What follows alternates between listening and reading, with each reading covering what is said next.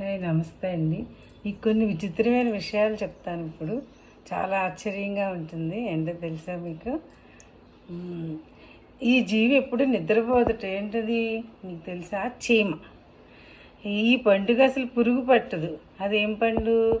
అరటి పండు. ఈ దేశాల్లో అసలు భిక్షగాళ్ళే ఉండరట. ఏ దేశాలు అవి? భూటాన్, నెదర్లాండ్ దేశాలు. ఒక్క పొలం కూడా లేని దేశం ఉంటుందా అసలు? కానీ ఉంది మన దేశంలో. ఏంటది? మన ప్రపంచంలో ఉంది సింగపూర్. తర్వాత అడవులు లేని దేశం అంట ఐస్లాండ్. మళ్ళీ ఏంటంటే దాన్ని తలలో గుండు ఉండే జీవి తెలుసా మీకు? రొయ్య. దాని గుండె తలలో ఉంటుందట. నెక్స్ట్ వాటికన్ సిటీ అనే దేశంలో అసలు జైలే లేదట వాళ్ళకి. ఆ తర్వాత భూటాన్ దేశంలో సినిమా హాళ్ళు లేవట. అమ్మో కదా.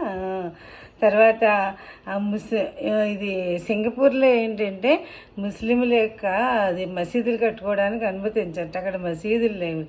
ఇవి విచిత్రమైన విషయాలన్నమాట. అసలు చీమ నిద్రపోదట.